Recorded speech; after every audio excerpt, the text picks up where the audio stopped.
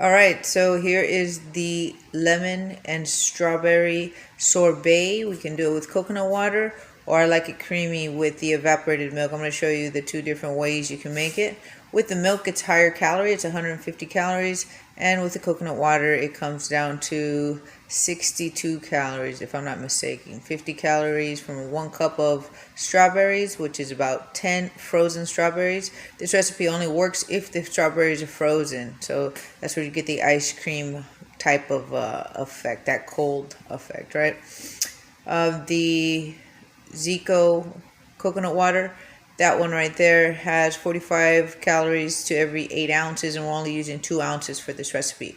It's either 2 ounces of the coconut water or 2 ounces of the evaporated milk. Okay, we're going to be using stevia to sweeten it, so it's 0 calories, but we're going to get that nice sweet taste. We're going to put it in this food processor. If you don't have a food processor, you can put it in something like a Ninja or a Bullet. It does take a little longer, a little harder. You got to keep like moving it around to, reset, move the ingredients till it gets a nice consistency. But the best one I've found is using a food processor. Now I'm going to break down why this is good for you. All right, so in here I got 1/4 of that lemon with the rind. 10 frozen strawberries is approximately 1 cup of strawberries, right? That's 50 calories. Now I want to talk about the nutrients that we're going to be getting into the body cells, because that's what this diet's about. It's not just about 1,500 calories, but it's about helping our bodies combat all the toxicity that we got, that we recognize and we don't recognize. And what toxin I want to bring to you guys' attention is the toxins of nanobiotechnology in our food system, and we don't know nothing about that. And that's why I have this diet of keeping my immune system up at all times, because it's not just about the toxins that we're used to, it's the toxins that we're not familiar with, and that's this technology. I'll be putting up a video tomorrow, a short video, so that'll have links to how food scientists are talking about this tech being such a great thing inside of our food. They tell you what food they put it in, and like I said, how wonderful it is, but it's causing a negative effect, and we don't recognize that as being something toxic to our system. And the lemon is a big deal right in here, because what it's going to do is going to provide nutrients, not the lemon juice that we're just used to using, because we throw away the skin. And so I got you guys a research study where it talks about how throwing away the skin is actually throwing away thousands of nutrients that we can't even get. We can't even reproduce in a lab, because we can only find those phytochemicals, those chemicals that come from plants that help us repair, restore, regenerate, rejuvenate, right? So I'm going to be putting that PDF so you guys can see that research. But pretty much what it is the peel of this lemon along with the seeds. In actuality, these are not toxic. Lemon seeds are not toxic, so you could just put that whole thing in there. You could choose to take the lemon seeds out if you want, but the nutrients inside of this lemon peel is what we're going to be putting in with the milk, because the milk is what's going to do the delivery system into the cell. And that's also another thing we don't know, that the fats, not just in milk, but just fats in general, with anything added to it, is a mechanism for delivery. So instead of going throughout the whole system and the intestinal system to get the nutrients, it's nutrients making a beeline straight for the cell. And so it's either we're eating things that have a fat content that's toxic, and it's that toxicity is going to beeline right into the cell, kind of like having soy oil and things of that sort. It breaks down, it makes our cells oxidize like a rusty car. If our car's rusty, it's looking like shit and feeling like shit. So it makes our cells feel and look like shit, and that's why we look and feel like shit. So when we have something that's antioxidative, like the properties in this lemon peel, not like the lemon, if we just squeeze the lemon, it's like a 22, a bullet to a 22 in war, right?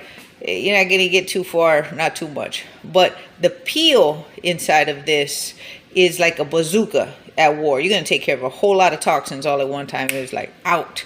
And that's how we have to help the body. And so that's why I'm making these videos, and that's why eating the foods that I make is a little bit different than what we're used to, right? And so I'll go into the nutritional aspect more towards the end. But right now, I better hurry up and make this before my strawberries aren't frozen anymore. So let me whip this up. What I'm going to do is I'm going to put these 5 tablespoons, which comes about 2 ounces of evaporated milk, right? Like I said, you could do the 2 ounces, which is also 5 tablespoons of the Zico water, the coconut water, and you can make it with the no fat for less calories. I'm gonna put right here for the stevia. You can get this stevia. It's a really good stevia brand. I get this at Trader Joe's for $10. This thing will last you for months, honestly. So it comes with this little spoon. 2 of these is what I use for this recipe. And if you, for whatever reason, you don't have this stevia with that handy dandy little measuring spoon, it's about a very low 1/8 of a teaspoon. A very low one, meaning not full to the top. And that's how you know how to kind of gauge how much sweetener to put into here. Okay, so we're gonna lock this up, and I'm gonna show you what it looks like.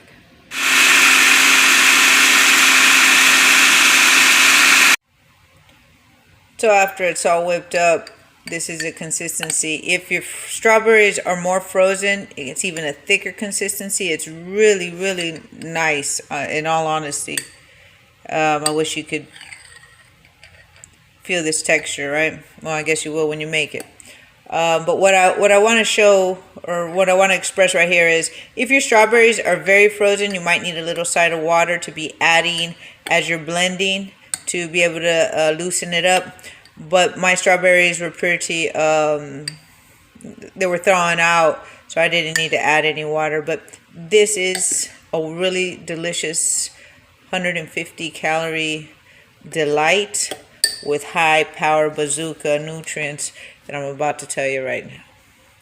Alright, so lemon peels, we're very used to throwing them away, right? And we're only used to using the inside of the lemon.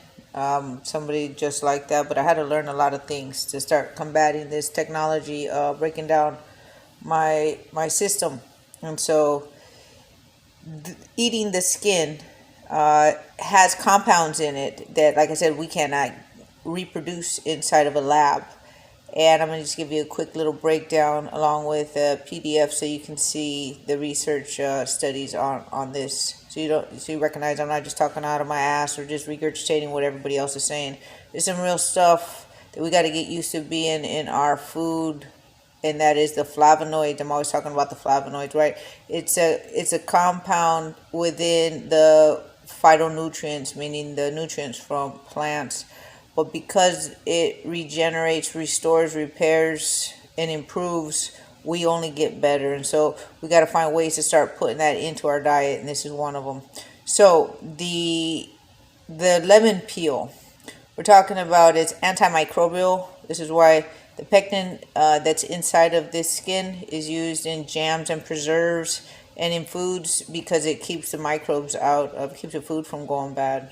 So that's one idea to help you understand the potency used in pharmaceuticals and in foods.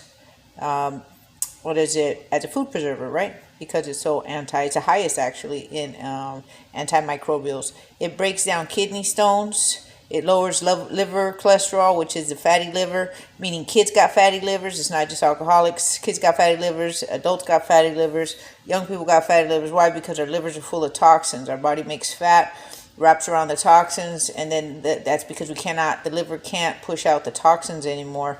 And so a fatty liver starts to produce. And so putting this skin in to our diet is going to help break that down. Improves the blood flow, and circulation is always important. I had the door open and flies got in here. I'm sorry about that. But the blood flow is very important. If our blood ain't flowing, mechanics ain't working right. We need blood flow for information to run through our our circulation system. You guys already, I don't even got to break that down. But varicose veins is because blood is not flowing, right? So it helps improve that. Also, it's an astringent. So an astringent would mean like the excess oil that we produce in our skin and in our hair, and we can't slow it down for people who got that oily skin. An astringent will help stabilize that so they start normalizing. And so these are words and information that you can find in this research study and other research studies. I just put one up so you guys can see that you're not going to find it in a Google search. You got to look up ResearchGate after everything you want to look up, and what you'll find is research that is peer-reviewed around the world, all in one location. So if you're interested in knowing about something more in depth than just a Google search, you like want some real data that can be up to global data, you're talking about putting the word ResearchGate, one word, right after whatever you want to look up. So I hope that was helpful. I know you're going to love what this tastes like. Like I said, you can get it with the fat, with the milk. That delivery system goes right into the cell, or you can use the coconut water with no fat. Still delicious, still getting the benefit of the lemon. It just that its processes, how it gets everywhere throughout the body is different. So hope you enjoyed that.